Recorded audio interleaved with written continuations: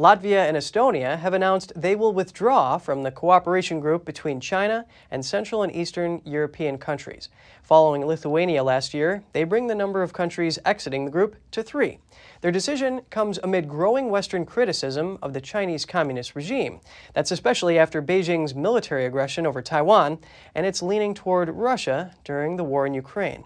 According to Latvia's foreign ministry, in the current international climate, it no longer serves the country's strategic goals to remain in the China group. Both Latvia and Estonia have stated that their future relations with China will parallel respect for human rights and a rules-based international order. Cooperation with China remains for a dozen other countries in the group, including Greece, Hungary, and Poland. And some countries in South America are seeking a trade zone with Communist China, while others are staying cautious. That's as the U.S. warns of the Chinese regime's infiltration into the region, using trade as political leverage. Let's take a look. Uruguay will push for a free trade agreement with the Chinese regime. That update comes from the South American country's top diplomat. The effort has already seen resistance from some of its neighbors. They favor regional trade talks instead of deals involving just one nation. The plan was announced as the Mercosur trade bloc countries held their annual summit. There they discussed opening the South American trade zone to China. The bloc consists of Argentina, Brazil, Uruguay, and Paraguay. Argentina's president is also in favor of common negotiations with China. In the same way as we did with Singapore, which was possible, if there's any possibility to think of an agreement between Mercosur and China, why don't we analyze it together? Why don't we see its common feasibility? The agreement will be more important if we add Brazil's 200 million population. It will be stronger. Also, take into account that among us four, there's a country that already has commercial ties with China. Why don't we think of us as what we are, a single space? The Uruguayan president said his country will launch formal trade negotiations with Communist China. That's in order to boost exports of raw materials, industrialized products, and technology.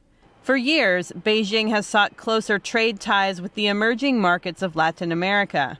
But the U.S. has warned about the Communist Party's efforts to use trade ties as political leverage and to help expand its influence in the region.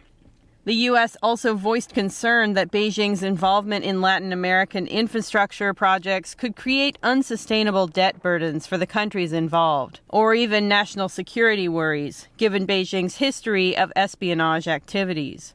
Paraguay's president is asking for caution, saying the countries should study the possible impacts before signing up for anything with Beijing.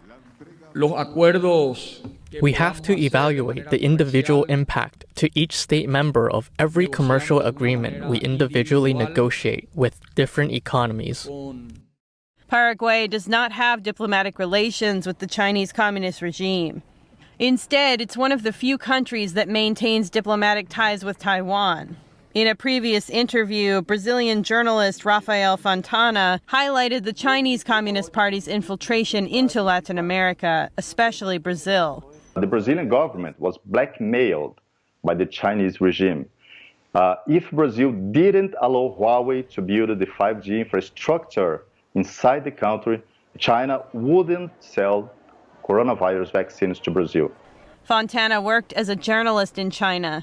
After returning to Brazil, Chinese telecom giant Huawei hired him as a PR director. Through that relationship, he got an inside look into how the regime operates. When I was interviewed by the vice president of the communications in Brazil, I realized that he was a member of the CCP. A few days later, I attended a meeting in São Paulo, and all the top executives in the office were members of the party. Experts say if America continues to turn a blind eye, Beijing may take over Washington's place in the region, something that could threaten the U.S.